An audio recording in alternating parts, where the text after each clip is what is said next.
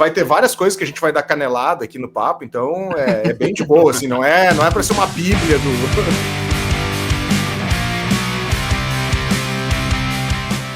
Você está ouvindo Redação Desconecta.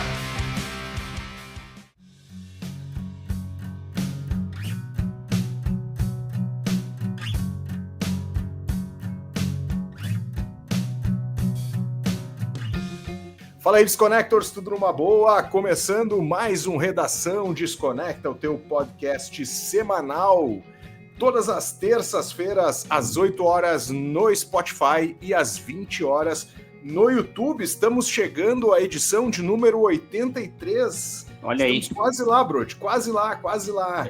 É, eu fiz as contas, vai ser em março, vai chegar no episódio 100. Demais, cara. Se a gente não pular nenhum, né? Agora, fim de ano, vamos ver como é que vai ser. Ou fim de ano nós gravar mais de um, né? É, isso aí. Bom, antes da gente de eu apresentar o convidado da noite aí, cara, quero lembrar o patrocínio aqui do podcast Redação Desconecta, que é da Vlut, o novo clube de discos de vinil feito para você. Acesse vlut.com.br, faça seu perfil, escolha seu plano e receba em casa todos os meses uma experiência Vlut, aí, uma caixa bacana com um estilo sonoro que você gosta. Agora sim, vamos falar aí de um dos álbuns mais marcantes, de um estilo subestimado, podemos dizer assim, né? Acabou sendo soterrado aí pelo grunge dos anos 90, o Britpop também, ali, também da mesma região, inclusive, né? E para quem vai falar conosco aqui é o Ricardo Scott, do Pop Fantasmas. Muito boa noite, seja bem-vindo, Ricardo. Cara, boa noite, muito obrigado pelo convite, um grande prazer estar aqui. E, cara, um grande prazer poder falar do Ride, cara. É engraçado que o Ride é uma banda tão boa e, assim, até pelo pouco tempo de existência, né? Porque eles têm mais tempo hoje como banda que voltou do que como banda dos anos 90, né? Acho que eles estão há mais tempo juntos desde 2017, que foi a volta, do que no período noventista deles, né? Então acaba sendo uma banda que nem é tão citada quando você fala, como você até falou, né?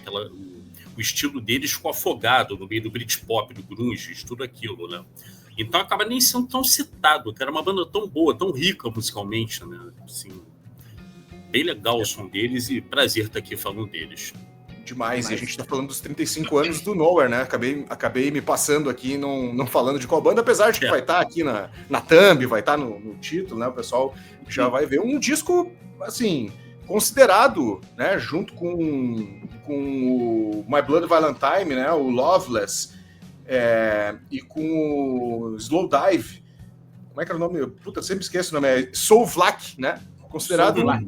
Soul Vlak. Considerado aí um dos... da Santíssima Trindade do Shoegaze, né? Esses 3 álbuns aí são marcantes para o estilo que, como o Ricardo comentou aí, não foi um estilo que acabou sendo celebrado na grande mídia, né? E ele ganha um revival ali a partir dos anos de 2010, que, cara, eu não sei se, Ricardo, tens acompanhado aí as mídias sociais e tal, mas a gente percebe uma galera muito nova, assim, né? Inclusive no Brasil. Voltou. Terra Plana, por exemplo, né? Que é uma banda de Curitiba, né? O shoegaze virou meio pop hoje, né? Se você pegar, por exemplo, lá fora, tem o Wisp, né? Que é um projeto feito por uma garota, que o som dela é pop e é shoegaze, assim, é pop, mas ao mesmo... assim, eu diria que é mais um dream pop, né? Do que um shoegaze. Muita gente fala que é a mesma coisa, mas eu vejo o dream pop mais preocupado com a melodia e menos preocupado com o ruído, né? Tanto que Cocteau Twins, o pessoal reluta para botar como shoegaze, embora eles tenham músicas nessa onda, mas é um dream pop. E essa Wisp é bem isso também, né? Tem a Winter, né? Que é um projeto de uma brasileira que mora em Los Angeles, que é a Samira Winter, que é shoegaze pra caramba, mas ela faz um som que lembra muito aquele rock feminino dos anos 90, entendeu? Então, assim, tem várias pessoas, vários músicos hoje dando uma cara diferente para um estilo que foi esquecido com o tempo, né? Acho que muita gente nem lembrava do shoegaze, né? Nem lembrava muito do que era aquilo, até porque tem outras nomenclaturas, noise pop, né? Que são até anteriores, né? Sim. Brody, teus primeiros contatos com esse álbum aí, tu ouviu agora ou tu já conhecia ali Cara, o Ride, assim, nunca foi uma banda, assim, cara, que eu consumisse. Eu comecei a curtir eles bem recente, assim, cara, muito por conta de... É porque, cara, quem você falou, né? É uma banda que ela foi, tipo, afogada nos anos 90, e logo que elas conseguiram alcançar o sucesso, o baixista abandona a banda, entre aspas, assim, vai tocar numa outra bandinha aí, né? Virou baixista do Oasis, né, cara? É verdade. Então isso contribui também, talvez, para a banda não ter, assim, talvez o reconhecimento que devesse, né? Mas depois que eles voltaram aqui, principalmente com o disco do ano passado, assim, cara, o disco do ano passado foi um disco que eu ouvi muito, cara, um disco muito bom. Até tava falando com o Ricardo hoje de tarde, hoje de manhã e tal. E, cara, é como ele fala, assim, é uma banda que, do mesmo jeito que ele surgiu, ela desapareceu, né? Mas é uma banda que, cara, o pessoal precisa conhecer mais, assim, entender um pouco mais, porque são discos muito bons, cara, e músicas muito boas, né? E como a gente tá falando aí sobre esse estilo que é considerado um shoegaze, né, cara? Eu li uma denominação que é um dos discos mais importantes de todo o shoegaze de origem duvidosa. É verdade. Com certeza. Cara, muita gente até se confunde um pouco quando ouve o Ride, assim, principalmente esse disco Nowhere, porque quando a gente fala em shoegaze, o que vem na mente na hora é o Loveless, do My Blood Valentine. E ele tem muito mais camadas, né? O Loveless, ele é muito mais intenso em termos de estrutura musical, mas de camadas, de trabalhos de estúdio. E aí, quando tu dá de cara com o Nowhere, tu já percebe que ele é um álbum que transita em outra área do shoegaze, assim, né? Ele vai muito, a gente estava falando antes, que o Ricardo lembrou bem, assim, ele vai muito nos anos 60, né? O Sigu, por exemplo, a faixa que abre, aquele baixo groovado, né? Aquele som do início ao fim. Eu acho que ele sai daquele ambiente tradicional do shoegaze, né? Se é que tinha também um ambiente tradicional, porque estava bem no incipiente o movimento, né, Ricardo? É verdade, assim, na verdade, cara, pelo que eu entendo de shoegaze, né, tinha toda aquela onda que vinha dos Estados Unidos, até, né, da Inglaterra, do noise pop, né, aquelas bandas tipo Velocity Girl, né, tinha também aquele pessoal exatamente, Dinosaur Jr. e tal, tinha aquela galera daquela fitinha C86 da do Music Express, que eu não tenho certeza se o Ride é dessa turma, acho que não é, mas é do Primal Scream, né, esses grupos assim, né. Alguns grupos não chegaram a fazer sucesso e tudo mais. Eu acho que isso tudo era jogado naquele caldeirão do noise pop, né? Aquelas bandas que faziam barulho, e do jungle pop também e tal. Jungle pop, Pois é, o Ride, ele é meio que uma mistura disso aí. Ele tem a ação da jungle pop no som pra caramba, né? Muito. Acho que dá pra perceber isso, por exemplo, essa Seagull, né? Essa música que a gente estava falando, ela tem essa onda de ser ao mesmo tempo o Taxman e o Tomorrow Never Knows dos Beatles, e ela termina com uma parte que, assim, eu acho que agora que eu fui perceber isso, que eu fui reouvir o disco, né, eu percebi que tem uma coisa ali que é meio música indiana, assim, meio... Quando você acelera a música indiana, fica tipo...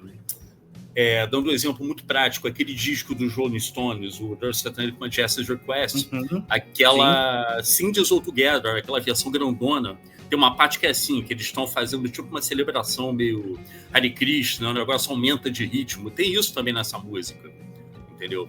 Então, cara, eu acho que é uma banda que pega muito esses dois lados, e foram duas denominações, tanto o jungle pop quanto o noise pop, que são meio de tiro curto, né? Já é uma coisa que você vai em direção ao shoegaze. E eu acho que o cara que escuta um disco de shoegaze feito hoje, né? Se ele for ouvir o Ride, ele vai achar estranho. Pô, peraí, isso aqui é shoegaze, não tem tanta nuvem de guitarra, não tem... Assim, mas tem aqueles rudimentos do shoegaze todos, cara. O vocal mais adocicado, não um vocal tão gritado, entendeu? Que aí você já leva pro emo, então, que não é o caso deles, né? Entendeu? Aí, sei lá, é shoegaze, mas é o som da época, né? 1990. A gente não tá falando da música feita hoje, né? As coisas mudaram, né? É isso aí. Não, e o mais bacana é esse monte de influência dentro, né? A gente estava comentando ali, né, do Cocteau Twins, e aí me lembrei também quer dizer, que não tem nada a ver com Cocteau Twins, mas a gente pode dizer que é o choque entre Cocteau Twins e o primeiro álbum do The Jesus Mary Chain, né? Que é aquele troço noise mesmo, assim, né, dos irmãos Reed ali. o Psycho Candy, né? E aí tu tem essa doçura do Cooking Twins com esse Noise, né? Parece que esses dois universos se chocaram e... É verdade. Negócio, né? Pra fora, assim. Inclusive, o legal disso tudo, cara, a gente tava falando, né, dessa cena, cara, é que esse disco ele foi lançado pela Creation, que também é responsável por diversas outras bandas ali dos anos 80, né? Inclusive o The Jesus and Mary Chain. Primal Scream também. Primal Scream também, são grandes exemplos, né? O Alan McGee, depois, logo em seguida aí do Shoegaze, descobriu o Oasis, né, cara? Que é o dono da Creation, né? Fez estourar o Oasis, assim, né? Descobriu pro bem ruim. Então a gente tem uma cena muito rica. Tu falou nos Estados Unidos, mas quando eu acabo pensando em Shoegaze, eu acabo indo para Inglaterra e Irlanda, e a gente tem coisas bem ricas naquele momento, que não necessariamente são shoegaze, como esses exemplos aí, né? Eu tava comentando do Jesus and Mary Chain e do próprio Cooking Twins, né? Que vai nessa onda mais onírica que o pessoal gosta de falar, né? Sim. É uma coisa meio de sonho, dream pop mesmo, é sonho total, né? A Creation, muito, cara, eu já andei lendo sobre a história da Creation, os livros e tal, e é um selo muito, assim, tanto a história deles quanto a Rough Trade são bem interessantes, né? Porque eles pegaram bem aquela coisa da formação do selo independente mesmo, assim, tipo... Cara, a gente não tem, sabe... Depois a Creation foi vendida para a Sony e tudo mais, mas era um selo bem independentão mesmo, sabe? O Alan McGee estava ali... Eu acho que ele chegou a ter... É verdade, ele chegou a ter um acordo com a Warner, que foi por onde o Primal Scream saiu. Era um selo chamado Elevation, mas foi um selo que durou muito pouco tempo. Eu acho que só saiu o Primal Scream por lá, né? Mas a maior parte do tempo foi um selo independente, com, tipo assim, vendendo almoço para comprar janta. Olha aí. Tipo, fazendo o disco em um dia. Se não me engano, o primeiro do My Blood Valentine, ele foi feito numa festa, assim, tipo, cara, vamos gravar essa banda tocando e tal. Eu acho que tem um esquema desse, acho que ele foi feito em bem pouco tempo, né? Então era um selo que, sei lá, com o tempo eles foram arrumando dinheiro, teve a Sony no meio e tudo mais. Né? Evidentemente, o Oasis acabou sendo uma coisa muito boa para eles, né? De ter eles na Inglaterra e a Sony dos Estados Unidos fazendo tudo e tudo mais. Mas, cara, era aquela coisa raiz mesmo, assim, tipo, cara, a gente tá nessa por amor à música, entendeu? Que é do caramba, assim, por amor não só à música, como também descobrir coisas novas, né? O Alan McGee... Isso é legal, né? Pois é. Eu lembro quando eu era adolescente, cara, eu devia ter uns 13 anos, apareceu uma entrevista do Alan McGee. Cara, eu acho que foi na Manchete, na antiga TV Manchete. Não, pois é, você tem tempo pra burro. Foi num programa, que eu acho que era o Choque, que passava domingo à tarde. Eles botaram uma entrevista com ele, que eu não sei se eles fizeram, se compraram lá de fora e tal. E o Alan McGee, ele era bem radical. Ele falou, cara, eu tenho que ouvir o som e gostar dele. Pra mim não importa se vai vender, eu tenho que gostar do som. Evidentemente, isso é meio suicida, porque você pode gostar de um som e não vender nada. É claro que você tem que ter aquela visão do público, enfim, é uma empresa, né? A empresa tem que dar dinheiro em algum momento, senão você não vai conseguir fazer nada. Eu acho que depois o Alan McGee acordou um pouco para essa realidade, mas, cara, esse amor à música, cara, isso é emocionante, entendeu?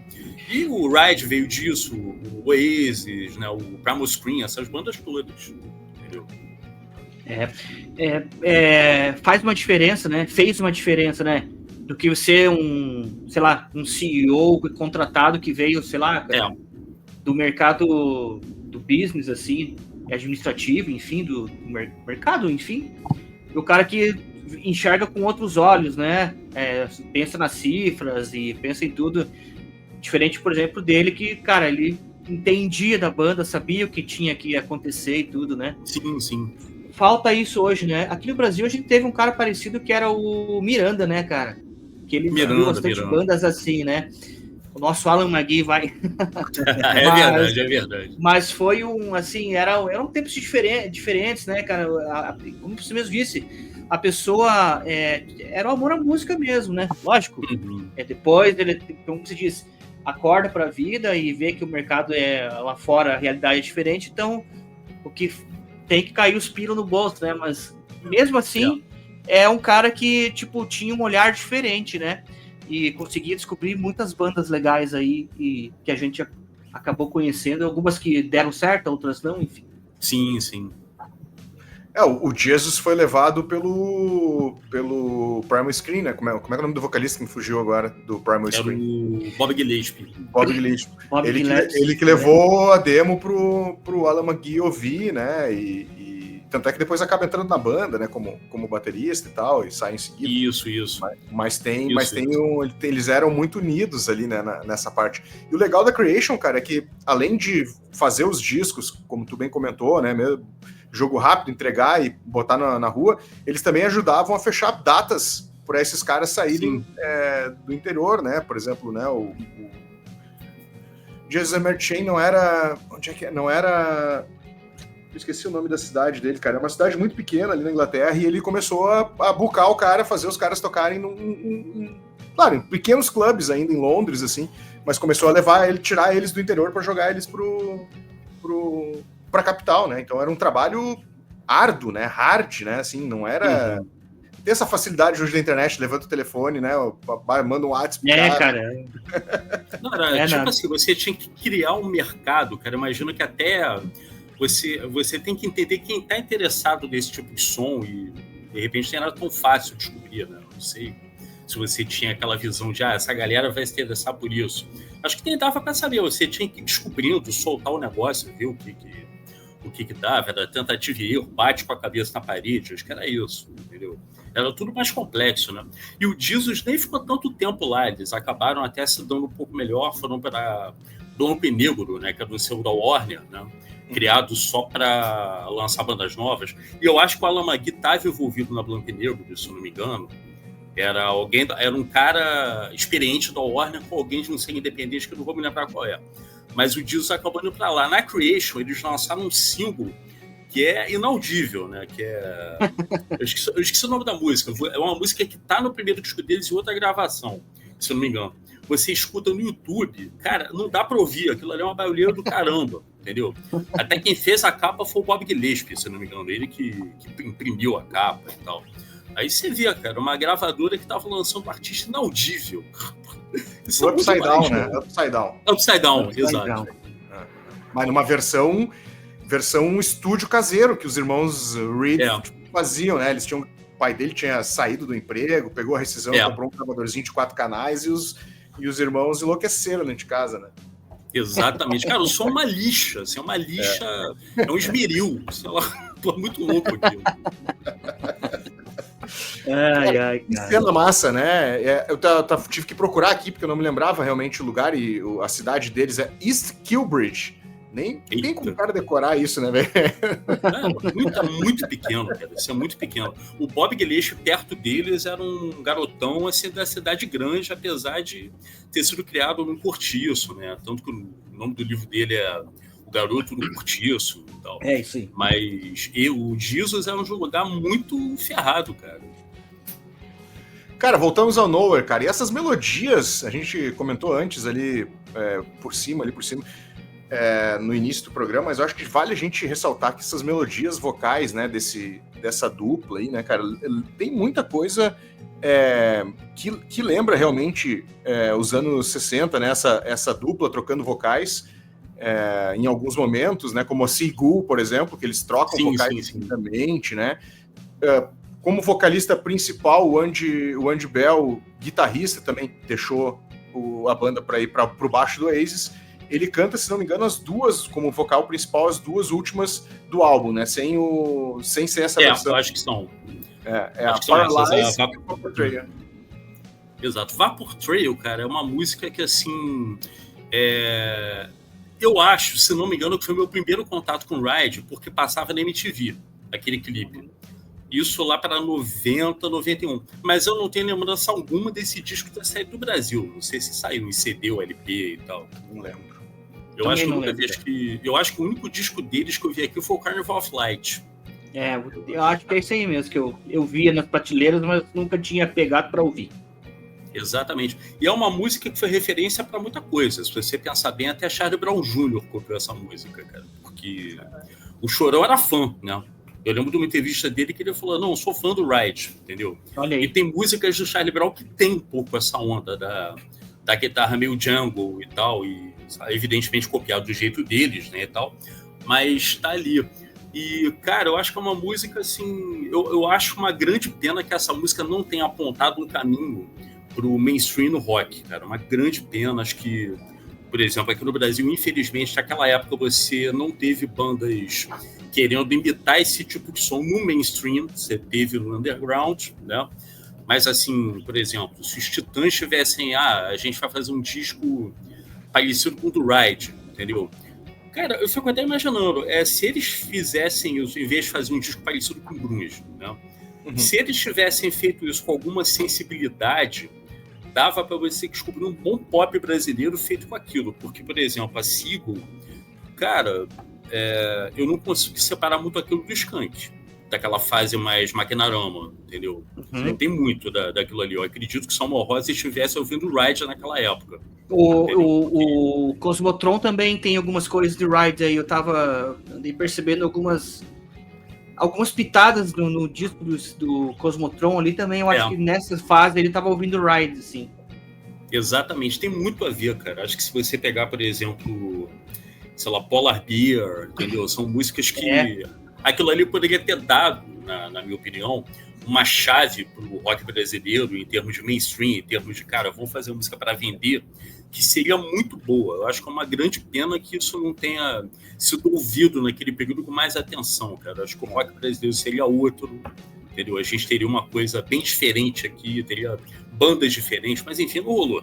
Né? Eu percebo, assim, claro, com essa banda que eu vou citar, ela tá muito mais pro Britpop, muito mais pro rock sessentista, mas, por exemplo, a Cachorro Grande tem a Síndrome de Pânico, que é uma música que tem um groovão no baixo, assim, e tem uma levada meio Seagull, assim, sabe? Sim. Sabe? Aquela pegada, assim. É uma banda também que acabou se... claro, olhando muito mais pro Primal Scream, com aquele disco Costa do Marfim, mas que também tinha referência inicial, porque essa galera, eles estavam conectados de alguma forma nos anos 90, né, assim, esse início, né, não tinha como tu separar, né, os caras conversavam, estavam no mesmo selo, né, frequentavam as mesmas festas, então essa música acabou permeando ali, né, mesmo que não tão forte como o Loveless do My Blood Valentine, acabou, né, encharcando o resto ali da cena, né. É verdade. Tinha o Supergrass também, que acho que era uma referência Cachorro Grande em vários discos que eles fizeram. E é outra banda que eu acho que vem dessa cena, digamos assim, que é Britpop, mas é um Britpop meio achatado, cara. Sabe, que acabou sendo meio achatado por bandas como o Oasis, o próprio Blur, entendeu? Que tomaram a dianteira daquilo tudo. Então, quando você pensa em rock britânico da época, você às vezes acaba nem lembrando tanto deles, assim, você de repente pode pensar que o Supergrass é norte-americano, sei lá, porque tem aquela onda meio Monkees, né, do penteado do vocalista e tudo mais, mas, cara, era uma banda também do Britpop, sabe, era dessa galera aí, entendeu? Só que, de repente, as pessoas não lembram tanto, cara, uma grande pena. Né? Eu acho que acabou, como eles entraram, acabou no Brasil soando como aquela banda de uma música só, né, que é Alright, assim, né, que é aquela com pianinho, uma música legal pra caralho, mas entrou o clipe aqui e meio que as pessoas só conheciam aquilo do Supergrass, né? Faltou uma continuidade de trabalho, talvez da gravadora ou da própria banda também, né? Pra mostrar outra faceta, né? Os outros lados, ou não agradou também o público, né? Eu acho que os outros discos nem saíram aqui, eu acho que teve um disco deles, que é eu esqueci o nome, aquele disco deles de capa azul de 2008, que acho que até o último deles, que saiu aqui, eu tenho até o CD, mas acho que se bobear foi só esse, o primeiro, uma coletânea que saiu depois e tal, porque não foi uma banda tão divulgada aqui, apesar de eles terem vindo até por Hollywood Rock, né? Acho que eles vieram logo depois aqui, né? Sim, tocaram aí. A gente falou sobre eles num episódio, a gente nem lembro qual que é o...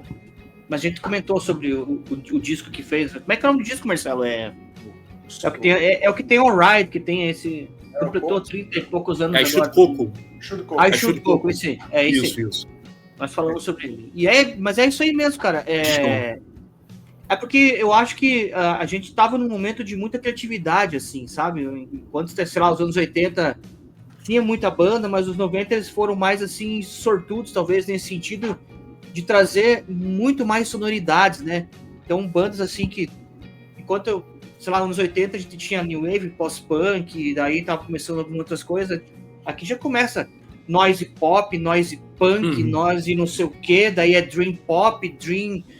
Cara, eu mandei pro Marcelo outro dia uma banda que era, tipo... Cara, tinha 7, 8 denominações, assim, de estilo, cara, entende? Então, tipo assim, é muita coisa, né? Então, nos anos 90 era muito criativo. E claro, né, cara, a gente vivia uma efervescência brasileira também, né? Com várias bandas surgindo. Jota Quest, Patufu, o Rapa, Skank, todas essas bandas aí, Charlie Brown Jr. também, depois Raimundos e tal, né, cara? Cada uma com seu estilo. E às vezes algumas bandas acabaram sendo, assim, atropeladas, né, por esse tipo de som, assim, no caso do Ride, no caso do Supergrass e tantas outras aí, né, que o próprio Primal Scream, que, tipo, eram bandas do under, né, cara? Tipo assim, você pegar bandas de underground, assim, não eram muito ouvidas na... Mas, assim, de amigos que eu conheço de São Paulo, quando a gente trocava uma ideia, na época eu trabalhava na rádio, o pessoal curtia muito, assim, então descobri muita coisa também nessa época aí. E, poxa, uma pena também, como você falou, que não teve todo o mérito dessas bandas aí, né, desse estilo, assim.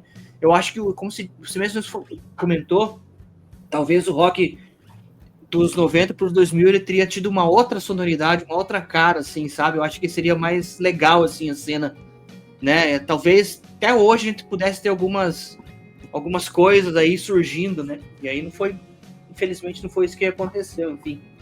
Pois é, o rock, cara, a música brasileira, ela é muito, em alguns momentos da música brasileira, ela acabou sendo muito monitorada, digamos assim, pelo que dava canal nos Estados Unidos, né?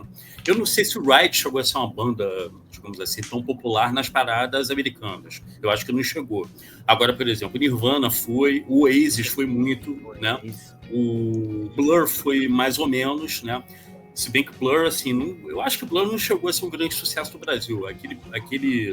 Aquele show que eles deram aqui no Rio nos anos 90, por exemplo, que eu não fui, mas vários amigos meus foram, eles falam que eles se sentiram como se fosse uma festa da firma.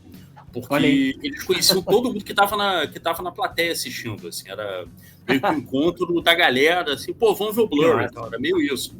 Não era um show muito lotado, tanto que foi no Metropolitan aqui no Rio, né? O Oasis tocou em estádios aqui no Rio de Janeiro, foi diferente, né? No Rio, São Paulo e tudo mais. Então, tudo considerado, era uma banda muito popular, né? E, cara, assim, se você parar para pensar, essa mudança que o Skank teve, por exemplo, ela é um pouco relacionada com isso aí, né? O fato da gente ter tido, digamos assim, uma música mais acústica, mais tranquila, fazendo sucesso no fim dos anos 90, tem um pouco a ver com digamos, essa descoberta da melodia, né? Sabe, que era tudo bem, não que o Nirvana não tivesse melodia, mas as pessoas pensavam mais em barulho quando pensavam neles, não no fato do Kurt Cobain saber fazer uma melodia muito boa, porque ele sabia mesmo, né? Mas eu acho que tudo está meio interligado, se você pensar por esse aspecto, entendeu? Mas eu acho que isso aqui no Brasil, em termos de influências na música brasileira, ficou muito, digamos assim, muito tênue, né? Até engraçado até triste, né? A gente teve a morte do Lô Borges hoje, e os últimos discos do Lô Borges sempre tem um momento Britpop, cara. Assim, você escutava os discos dele, sempre tinha uma coisa ou outra que você lembrava de alguma banda, tipo Blur ou Pulp, entendeu? Alguma banda dos anos 90 que tinha essa onda meio Beatles, assim, de você fazer uma melodia um pouco ligada àquela fase final dos Beatles, né?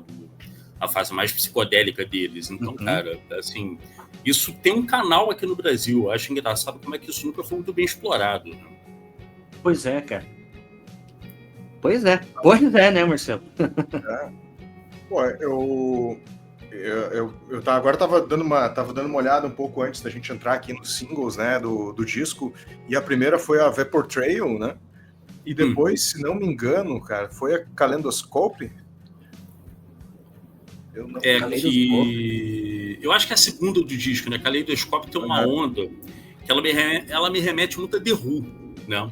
Ela tem um pouco dessa onda do The Who, do vocal melódico, da rapidez, da psicodelia, tudo isso meio junto, né? E remete ao Ira também, né? Acho que tem muito daquela coisa que o Ira fez naqueles discos, tipo Meninos da Rua Paulo e tal. Mas, obviamente, outro lance, assim, porque O Ride era uma banda um pouco mais barulhenta, digamos assim. Eles tinham essa onda de ruído e melodia, né? É uma música que eu acho linda também. Demais. Agora, eu estranhei, quer dizer, eu não sei se é, né, olhando em perspectiva, para mim, fica claro que a Seagull é um grande hit, apesar, né, de não ter refrão, não ter, né, nada disso, assim, né, que marque um grande hit, mas me parece que eles, não sei, né, porque olhando hoje a sonoridade, o cara, depois de tudo que ouviu e passou, né, não me causa tanta estranheza, pelo contrário, eu acho ela maravilhosa, assim, desse disco, pra mim é o carro-chefe, né, em termos de musicalidade. Mas na época, pelo jeito, a gravadora não pensava muito nisso, né, tanto é que botou a Vapor Trail, que é a última, o que é difícil tu botar um single pra última. É verdade. Né? E a Caleidoscópio é muito bonita, né, outra música maravilhosa e tal, mas eu ainda acho que eles não deram a devida importância, tanto é que eles tocaram, não sei se foi faz 1 ou 2 anos, na KXP lá de Seattle, né, que é aquela rádio que eles fazem essas lives, e eles já iniciaram, já iniciaram com Seagull, assim, né, e já pegou muito, né, meu, assim, é uma faixa que puxa muito, acho que aquele groove ali é demais. Né? Ela é uma, eu acho, cara, assim, uma coisa Bela que eu faixa de imagino abertura. Desculpa, te interrompi aí. Não, eu só cumprimentei. Bela faixa de abertura, né? Não, belíssima. Eu imagino, cara, que eles tenham montado o disco. Eu tava até vendo uma entrevista que o Andy Bell deu por um site que ele fez meio que uma história oral do disco, falou música por música e tal. Eu tenho a impressão que eles montaram um disco meio como se fosse um show mesmo. Tipo, essa música é boa para abrir, entendeu? Não é aquela coisa de você botar, sabe, de você gastar o disco logo com o single. Vamos botar logo no começo, entendeu? Até porque, assim, é uma coisa que é bem comum nas bandas britânicas é que nem sempre o single vai estar no álbum, né? Se você parar para pensar bem, os Beatles tinham muito isso. Era um single fodão, aí depois vinha o álbum. E nem sempre o single estava no álbum. Smiths era muito isso. O Oasis tem Exato. O Oasis tem várias músicas excelentes que não estão em álbum nenhum, que saíram depois naquelas coletâneas deles. O New Order, por exemplo, tinha uma onda de não botar single nenhum em álbum nenhum, assim. Só se estourasse depois. Mas, assim, por exemplo, Ceremony, que é a primeira música, não está em álbum nenhum, depois que entrou em reedições, em coletâneas e tal. Então, imagino que já seja uma tendência dessas bandas pensar em dar um show do disco, mas em não necessariamente fazer um disco vendedor. Ele é vendedor porque ele é bom, não porque ele é vendedor, porque ele vende, entendeu? Eu acho que já é uma tendência deles. Então, isso do Ride, cara, ter botado a Vapor Trail como a última, eu acho engraçado que, para mim, como consumidor, me obriga a ouvir o disco todo. Entendeu? A não ser que eu queira pular, mas eu não vou fazer isso. Então, se eu quiser ouvir o disco e ter experiência dele, né? E o cara que ouve um álbum, ele quer ter experiência de um álbum, ele vai escutar o disco todo. Ele não vai esperar chegar a música e depois descobrir se tem uma música boa depois daquele que ele ouvir. Entendeu? Eu acho que é bacana isso, acho bem legal. Interessante por essa perspectiva, né? E legal, eu acho que é uma parada cultural mesmo, que nem tu comentou, né? E é uma coisa meio anti-americana, né? O modelo americano, né? De botar o single, estourar nas rádios, botar o single nas primeiras faixas, já pra bombar de vez, né? Você ia falar alguma coisa? Eu acho que eles já sabiam que era a melhor música deles, né? Então fica uma coisa meio tipo os Sgt. Peppers dos Beatles com a Day in the Life, que é a última música, entendeu? Sim. O 2 da Legião, que é a última música, é Índios, é um puta sucesso, é a última música, entendeu? Se você quiser escutar o disco todo, a música mais forte está no final, entendeu? Sim. Acho que é um método inglês de fazer música. A Legião é uma banda muito britânica, aqui no Brasil também, então é meio isso. É que eu acho que tem todo um contexto aí, né? É uma coisa que, como você já falou, o britânico é diferente do americano. Então, acho que tem todo esse contexto, assim, de você pensar em como que você vai fazer, tipo, imaginar como consumidor final, o que você quer ouvir, tipo, se essa parte estiver aqui, se trocar essa, não fica legal, vamos deixar assim. Então, todos eles têm isso, né? E um detalhe muito importante que a gente não falou até agora, né, cara? Os meninos aí tinham na faixa de 20 anos, né? Quando eles gravaram esse disco. Então eles eram adolescentes, total. Eles acabando de sair da adolescência, né? Eu li uma entrevista do Andy Bell que ele fala que quando ele tinha 13 anos ele era assim, tipo, fanzaço de Johnny Marr, assim.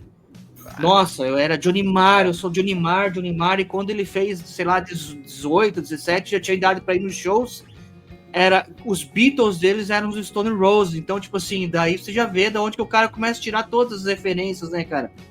Eu já tinha idade de ir para show, fazer show, e os meus Beatles eram os Stone Roses, então foram bandas também meio coligadas aí, né, que um pouquinho antes deles ali, né, Stone Roses, Pulp, como você falou, Suede também, né, Happy Mondays, a Suede. Spiral Carpet, essas bandas aí que começaram todo esse movimento aí, né. Verdade. Stone Roses foi muito importante, cara. Oi, o quê? Desculpa. O Noel Gallagher era... Falou em Spiral Carpenters, ele era hold da banda, né? É. Ele veio tocar, o Spiral Carpets veio tocar na Argentina, né? E ele veio junto, uma época, eu não sei que ano que foi, assim, daí eu até estava assistindo essa entrevista semana passada aí. Eles falam assim, qual dos países que tu visita de fã, assim, que é o que você mais gosta, assim, cara, ele na cara, assim, Argentina, cara.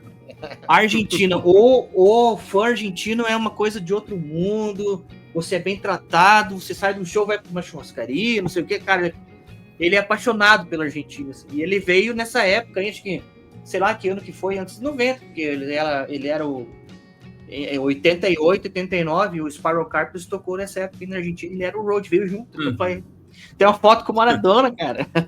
É mole, cara.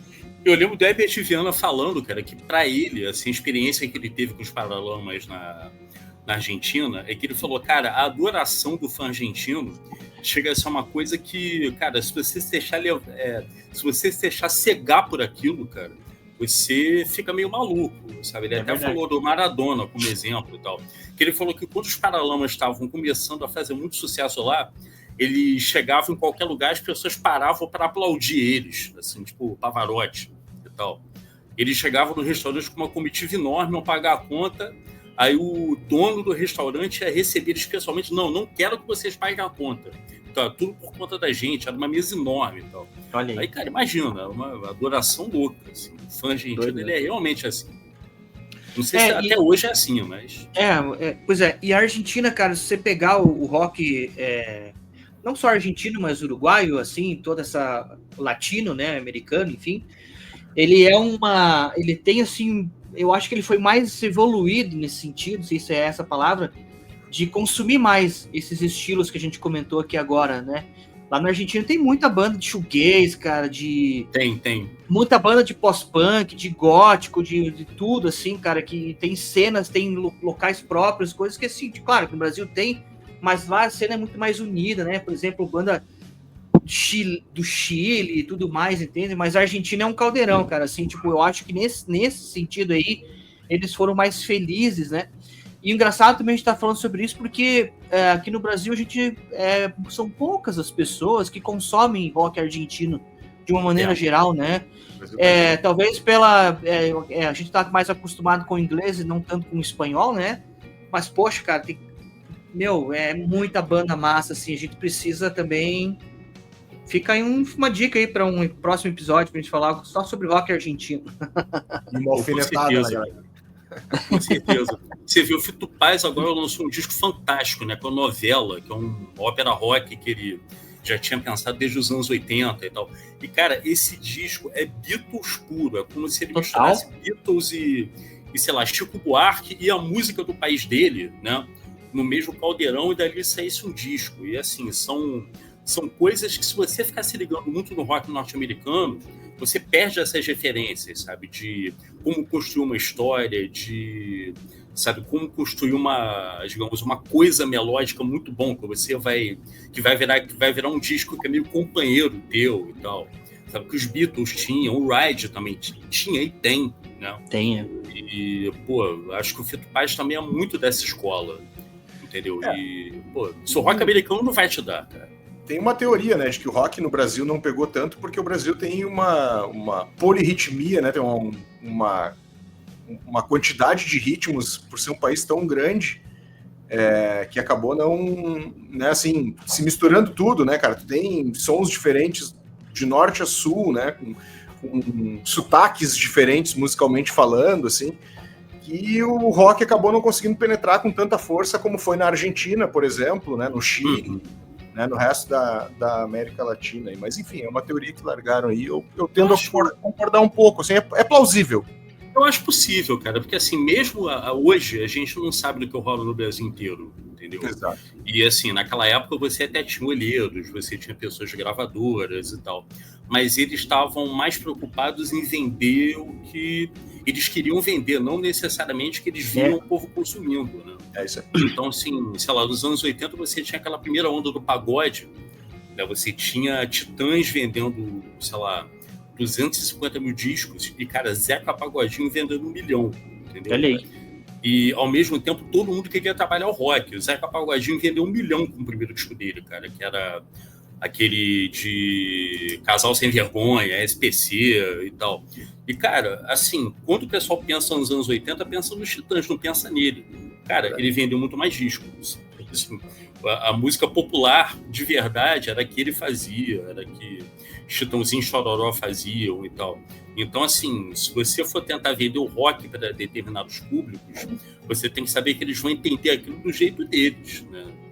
Sabe? Acho que é meio uma coisa definida até pelo tropicalismo, sabe? Aquela coisa de você juntar várias coisas, sabe? De você tropicalizar determinadas coisas. Quem fez isso, eu acho que se deu bem no rock brasileiro.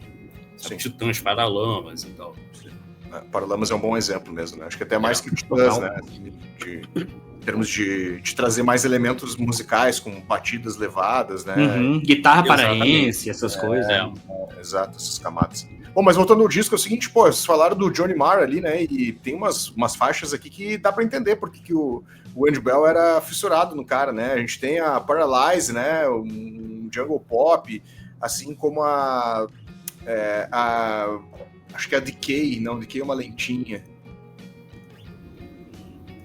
Decay... Cara, bem agitada, eu acho. Ela é a que mais tem a cara shoegaze no disco, se eu não me engano. Uma agitadinha, não é isso? Acho que é essa. Pra mim, eu, na minha concepção, obviamente, né? Ninguém é dono da verdade, mas é a Dreams Burn Down. Isso. Eu acho que é mais shoegaze, que é a quinta, a anterior da Decay, assim. É verdade. Dreams Burn Down começa com uma bateria meio Led Zeppelin, né? Não tem uma onda meio When the Leaf Breaks e tal. Acho que é essa mesmo. Cara, essa música é bem shoegaze. Eu acho que assim, o Johnny Marr, ele tem uma cara própria como guitarrista, mas não é uma cara própria que se impõe à música, digamos assim. Acho que ele é um cara que sempre colocou a música na frente. Não é tipo aqueles guitarristas... Você reconhece o estilo dele tocando, mas é um estilo tão ligado à própria música que ele faz que aquilo pode passar batido como sendo influência de uma banda, digamos. O cara pode ter ouvido muito aquilo e aquilo ser um recado no som dele. Então, vendo por esse aspecto, cara, eu acho que o Ride, eles, se bobear, eles têm muito mais influência dos Smiths do que a gente pode até imaginar, né? Porque, sabe, aquela coisa da banda que fazia melodias muito bem trabalhadas, né? Com coisas simples, né? O Ride tem, nesse disco, eles têm muito isso. Eu acho que eles têm até hoje, né? Se pegar o último disco deles, Não, o Interplay também. Interplay é bem isso também. E aí, é legal a gente trazer esses pontos, né? Porque a gente não eu acho que até do próprio movimento, né, do shoegaze, que é o olhar para baixo, ele pisando os pedais, que lance mais intimista, assim, e fugir um pouco dos Guitar Hero, né? Então, assim, se tu pegar o Johnny Marr, também é um cara que ele não é um Guitar Hero, né? Ele é um cara que ele faz, né, o seu trabalho em prol da banda, né? Faz as coisas funcionar, que tu tocou muito bem nesse ponto, assim, né? E aí tu percebe muito que a banda também tem essas referências, assim, dos caras, né? Verdade. Assim, os próprios Beatles eram assim, né? Aquela coisa de, cara, eu vou tocar pro grupo, né? Não tinha aquela coisa do músico que... Assim, eu vou te falar que eu defendo até a figura do Guitar Hero, eu acho que ele é importante. Eu, como sempre gostei de guitarra, eu acho que ele é importante. Eu gosto de alguns guitarristas que acho que são até meio nessa onda de você ficar se mostrando pra todo mundo e tal. Mas, cara, por outro lado, essa coisa meio Beatles de você pensar na canção, tipo assim, estou tocando para a canção, sabe? Para o cara que vai ouvir meu som no rádio. Isso é um norte, cara, que como músico você não pode perder. Mesmo que você queira fazer solos, sabe? Que você queira ser aquele tipo de guitarrista que faz um monte de solos. Você tem que ter essa noção da canção na cabeça, cara, porque senão alguma coisa se perde em algum momento, entendeu? In a Different Place, pra mim, cara, é Irmãos Reed na Cabeça, que é a terceira faixa. In a Different Place. Na minha lembrança, ela tem uma onda bem Jesus. Aliás, o disco inteiro tem essa onda, né? Eu acho que o Ride, esse disco me lembra muito o segundo disco do Jesus, mais até que o primeiro. Porque tem muita coisa que é meio Velvet Underground e tal. Assim, o segundo disco do Jesus, ele é quase uma, digamos assim, uma homenagem ao Velvet, né? Se você parar para ver bem as músicas, tem aquela estrutura das músicas do Lou Reed, né? O vocal do... Eu nunca sei quem é o vocalista, se é o Jim ou William. Acho que é o Jim, né? Eu chamo de Irmãos Reed, que aí fica mais fácil. Mas eu sempre confundo. Um dos dois é mais vocalista que o outro, mas eu sempre confundo. Mas a voz dele, né? A voz deles, né? Tem um pouco daquela estrutura do Lou Reed, assim, que é meio herdada até do Bob Dylan, inclusive. Tal. Tem anos de história sendo contados aí, né? E tem essa música tem um pouco essa onda. Uma banda que nunca é lembrada, mas que eu acho que é uma banda que, se bobear, influencia bandas até hoje, é o The Sundays. Não sei se vocês lembram deles. Lembro. Tem essa banda é meio dream pop, né? Ela tem um pouco essa onda do Cocteau Twins também e tudo mais. E tem bandas hoje em dia que eu tenho certeza que eles escutam The Sundays, cara. Quando você vai ouvir o disco, eles estão tentando... Cara, Hayley Williams, do Paramore, cara. Bah, o disco, total, cara. O disco novo dela é The Sundays pra caramba. Não sei se é a influência dela, mas tem coisas ali que são a cara do The Sundays, assim. Acho que o produtor dela ouviu. Se ela não ouviu... Assim, se ela não tinha ouvido, o produtor dela mostrou para ela. Mas como a Hayley é muito ligada, eu acho que ela deve ter ouvido. Entendeu? O próprio Paramore tinha coisas nessa linha. E esse disco do Ride é The Sundays pra caramba também, assim. Tem muita influência. Não sei se... Eu não tenho muita noção de onde é o The Sundays. Não sei de que país que eles são, mas... de repente eram bandas que eram até colegas, assim. E tinham as mesmas influências. Entendeu? Acho que pode ser o caso também de ser uma... Assim, de estar todo mundo naquele mesmo momento e, cara, as influências são as mesmas. Né? Sim, claro. Banda britânica de Dream Pop de 87, é isso aí, matou. Da mesma galera, assim, né? Total. Eu confesso que eu ouvi pouco The Sundays. Quando tu falou, eu tentei buscar na minha memória e não me lembro, mas eu vou catar aqui pra ouvir. Eu lembro quando a gente falou do episódio que tinha esqueci o nome do cara que participou conosco, que era sobre a cena de Manchester e não sei o que lá, ele comentou sobre essa banda de Santos, eu acho que ele mostrou, o Léo. Se eu não me engano, ele mostrou o disco, esse do The Suns, ele foi, ouça, que inclusive ele falou pra você, ouça, que é um disco assim, interessado e tal. É o Reading, Writing and Arithmetic, que é um disco de 90, inclusive, que saiu pela Rough Trade e pela Geffen, dos Estados Unidos. E é um disco que é bem popular. No Brasil, só em vinil. Eu lembro desse disco em vinil no Brasil. Que legal, cara. Clipe de MTV e tal. Então, assim, acredito que era uma banda que era da mesma turminha do Ride, assim, de ter as mesmas influências. Tem uma onda Velvet Underground forte no som deles e tal. Então... O próprio Ride também, né? Tu falou, eu não tinha me antenado a isso, mas quando tu começou a falar dos irmãos Reed, do Darkland, né? E aí eu comecei a conectar, e aí tu ouve esse álbum aqui, tu também sente, né? O mesmo as mesmas características, né? Não são, né? Obviamente, Velvet Underground, anos 60, nós estamos falando aqui de 2 décadas depois, mas tu sente que tem muito disso, assim, né? Esse clima meio psicodélico sessentista, assim, né? E puxado por isso, né? É verdade. The Who também, cara, eu sempre que escuto essas bandas, eu percebo que tem uma onda The Who muito forte ali, sabe? Eu vou te falar que, assim, eu acho The Who uma banda tão perfeita que eu consigo detectar influências deles até em bandas tipo ABBA, sei lá. Mas eu consigo ouvir uma música do ABBA, cara, esse é The Who pra caramba. Até pegando o gancho do Lô Borges, uma vez eu perguntei pra ele, numa entrevista que eu fiz com ele, se aquela música... Cara, aquela música do disco do Clube da Esquina, cara, qual o nome? Nada Será Como Antes. Eu perguntei se aquilo tinha influência do The Who, porque tem aquela parte mais instrumental que me lembra muito Tommy. Ele falou, cara, totalmente. A gente ouviu Tommy o tempo todo. Era um disco que a gente amava. Cara. Então, cara, The Who pra mim é uma banda que você nem sabe quanto você é influenciado por eles, sabe? Quem pega numa guitarra hoje não tem ideia do quanto é influenciado pelo som deles, entendeu? Então, o próprio Ride, cara, eu vejo muita coisa de The Who ali também, sabe? Total, cara. Who's Next e tal, sabe? Desses discos. É isso aí mesmo.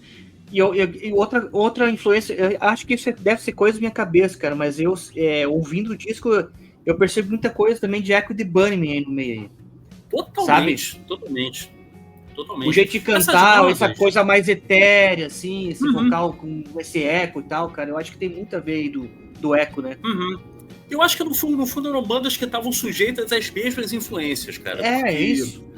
Pra gente aqui no Brasil, eu tenho 50 anos, né? Então peguei um pouquinho dessa época do indie britânico fazendo sucesso aqui. Uma coisa que eu me lembro é que quem era fã desse tipo de som era aquela galera mais metida besta, né? Que, tipo assim, não queria emprestar disco, entendeu? Tirava onda, tipo, pô, você já ouviu essa banda? Não, tu tá por fora, sabe? Aquela coisa, entendeu? Aquela turminha metida besta. Então. Aí, cara, mas assim, se você prestar atenção, mesmo lá fora, esse tipo de som não era original naquele sentido, estamos mudando o rock todo, entendeu?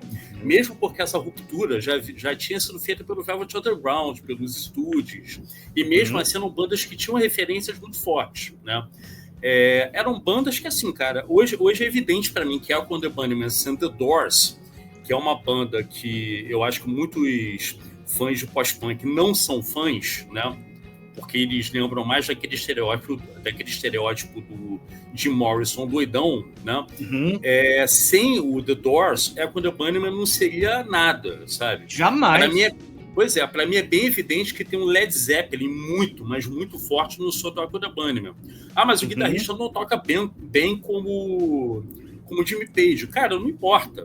Ali tem uma onda de você fazer, por exemplo, improvisos. Tem músicas deles que é por improviso.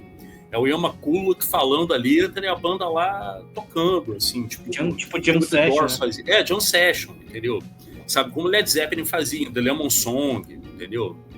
Então, tem toda essa onda que, digamos assim, era tentar entender o clássico de outra forma, não é você renegar o clássico, entendeu?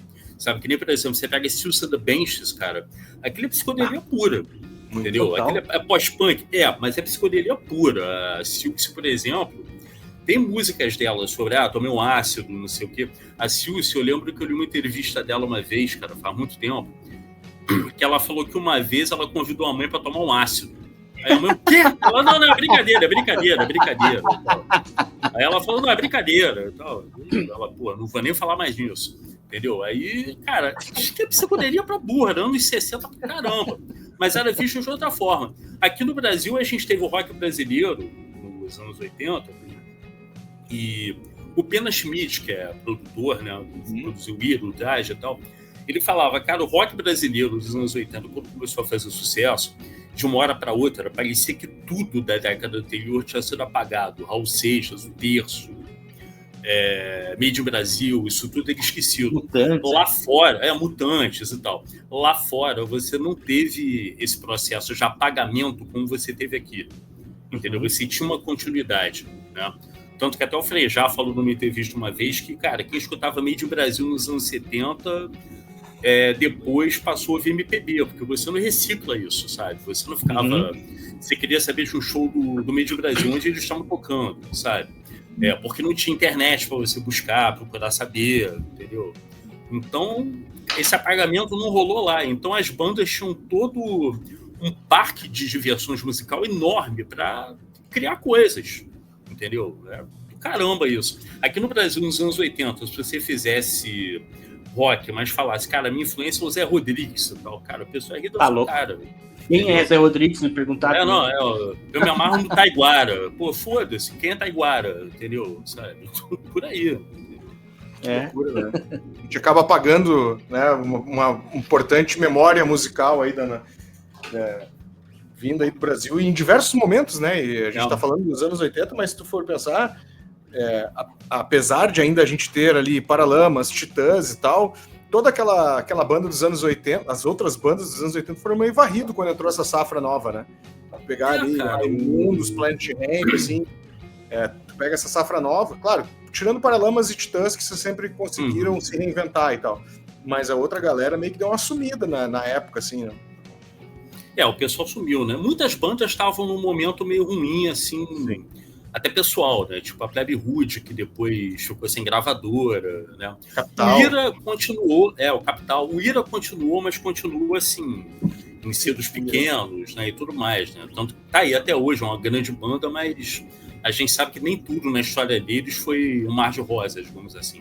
Os próprios Titãs, né, cara? Eu me lembro do Nando Reis comentando uma vez que na época do Titanomaquia, a banda tava dando show pra ninguém, assim, era tipo você fazer show...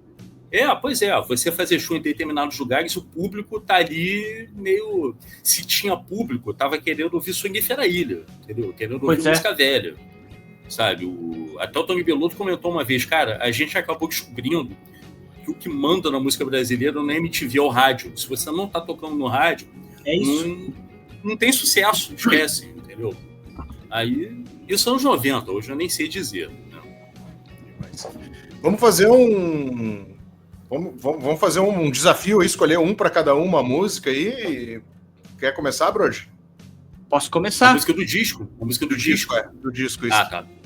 Posso começar. Não vale segundo. Não, tá bom, essa é tua. Não, essa aí não vale pra ninguém, porque todo mundo gosta. Todo mundo gosta dessa. Né? É difícil escolher, cara, mas eu vou ficar entre a 5 e a 6, que é a Dreams, Burn Down e Decay. Eu acho que pelo clima, assim, do disco, Dreams, Burn Down, acho que me prende um pouquinho mais que Decay, assim, cara, pela essa parte um pouco mais melancólica e tal. Vai lá, Ricardo. Cara, eu vou escolher uma música que eu não sei se foi comentada aqui, que é Paralyzed, que é uma música... Sim. Eu nem acho ela tão brilhante assim no disco. Acho que ela é uma música que é meio que uma ponte até Vapor Trail, mas ela me chama atenção outro dia, quando eu tava ouvindo o disco, até como dever de casa, aqui pro Desconecta, cara. Eu tava ouvindo, eu prestei atenção numa coisa que eu nunca tinha me ligado nela. A abertura dela tem uma onda meio metal, assim, aquele metal melódico, com violão, entendeu? Aquela coisa mais tranquila. E ela é uma balada bem triste. Eu acho que ela... Tem uma coisa que a banda fala, né, que os integrantes do Ride falam, que esse disco ele veio de um período de isolamento muito forte na história da banda, né? E ele foi feito no isolamento, nas sessões de madrugada, a banda tendo que aproveitar cada minuto das sessões, assim, tipo, cara, vamos lá, vamos virar a noite gravando e tal. E essa música, a letra dela é meio que um pedido de socorro, ela mostra muito essa questão sabe, de como eles se sentiam enquanto jovens daquela época, né? De como eles talvez estivessem se sentindo gravando o disco, né? Tentando fazer uma coisa de adulto, vamos dizer assim, quando eles tinham, sei lá, 18 anos, entendeu? Devia ser uma cobrança deles, assim. É importante até notar que o Oasis, cara, fez sucesso quando os integrantes tinham, tipo, 30 anos, né? O Right, cara, eles eram pós-adolescentes, cara. Aquilo ali para, digamos assim, para continuar frutificando e dando certo, tendo discos excelentes, uma puta de uma carreira e tal. Cara, eles teriam que ser muito maduros, nem todo mundo entendeu? 18 anos... Ah, beleza, tem um disco, aí tem que fazer o próximo. Aí, cara, é outro estresse, outra coisa e tal. Então, claro que ia ser do mesmo jeito para eles como foi para eles. Né? A síndrome do segundo disco, né, que tem, né? É verdade, né? Uma síndrome meio complexa, né? Eu gosto da discografia do Ride, cara, eu gosto muito dos outros discos, mas da primeira fase tem um disco deles que eu não me lembro do nome, que eu vou ver aqui, que é o Tarantula, de 96, que é tido e a vida começando o pior disco deles, que eu vou te falar que eu gosto. São eles meio... a da Arminha.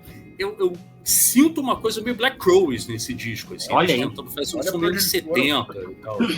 Pois é um disco que eu acho fantástico. É um disco que é tido como sendo o pior deles. Tá? Depois a banda acabou. Né? E aí, sei lá, eu acho que os fãs não curtem tanto. Eu curto pra caramba, acho um disco fantástico. Sim. É um disco diferente na obra deles até. Eu confesso que antes do Marcelo falar, cara, eu quero só complementar o que você falou sobre eles serem... A gente comentou aqui sobre serem pós-adolescentes, né? Eu acho que um pouco disso também foi a crítica, né?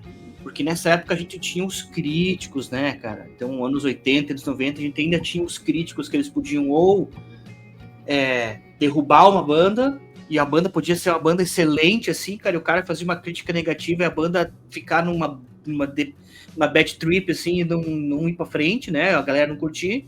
Ou enfim, eles fazerem uma banda ser o que é, entendeu?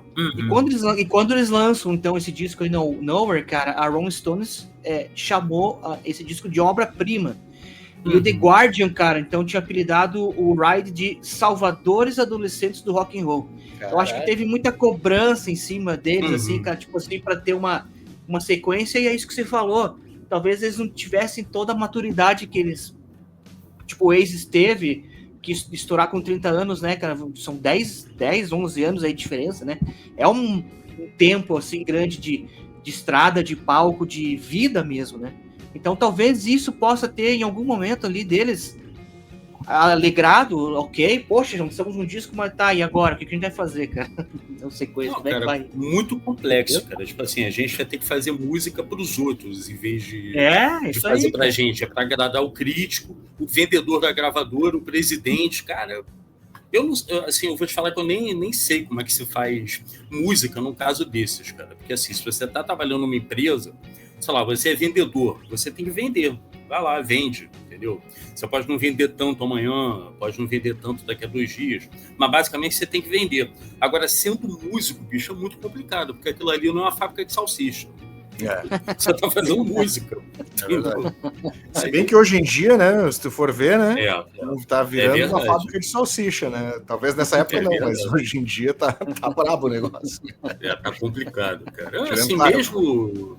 Assim, eu imagino que mesmo assim, se você pega um artista muito comercial, tem aquele momento que ele se revolta contra aquilo tudo, cara, eu vou fazer o que eu quero, entendeu? Sim.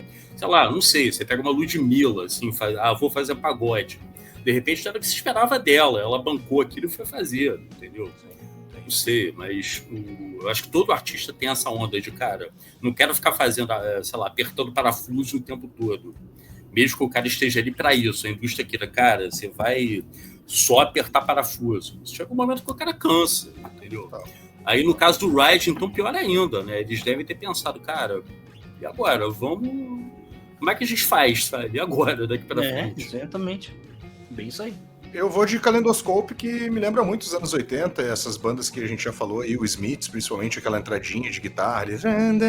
Acho bem interessante, assim. É uma faixa fácil dentro desse universo Ride, assim, né, em termos de né, não, a Seagull, apesar da gente gostar muito, entender muito, eu acho que causa uma certa estranheza para quem não está acostumado com esse tipo de som. Eu já acho essa mais radiofônica, essa Kaleidoscope, e me agrada muito essa entrada, assim, me lembra, dá os ares do Johnny Mars ali dos anos 80, assim, né. Nossa, a música é linda mesmo. É muito boa, eu acho maravilhosa. Fechamos então, Ricardo. Quero te agradecer de coração aí pelo teu tempo, cara. Vamos fazer outras aí, um bate-papo incrível. Adorei.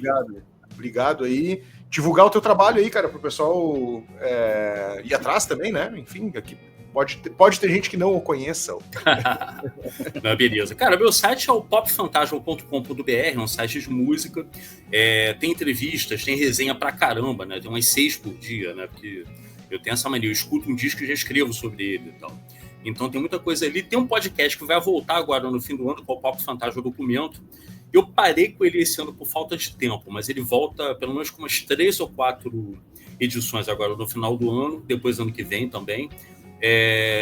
Cara, assim, tem o crowdfunding do Pop Fantasma, que é o apoia-se/Pop Fantasma, que assim, como é que eu vou te falar? Tem textos ali que são exclusivos, né? Tem uma sessão que eu faço um resuminho do que tem rolado na música nos últimos 15 dias. Amanhã até vai sair. Vai ter uma sessão que eu vou falar um pouquinho de criação de conteúdo para quem curtir esse tipo de assunto e tal, R$10 por mês. E, cara, para quem curtir esse tipo de coisa, tá lá, cara. Acho que é bacana, assim, se a pessoa quiser conhecer, quiser um pouco mais além do site, é um conteúdo bacana, né? E quem quiser seguir no Instagram, @popfantasma_. Tu tá agora no Substack, né? Eu te acompanho por lá com a Desconecta lá no Substack.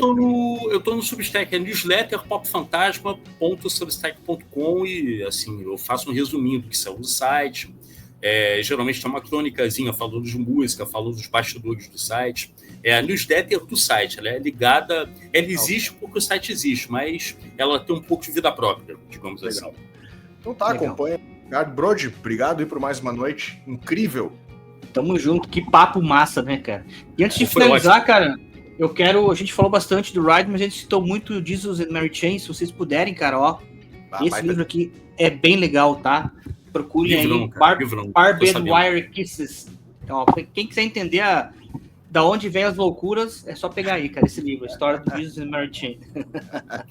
Valeu. Antes de finalizar, passar o patrocínio por aqui da Vlut, o novo clube de discos de vinil feito para você.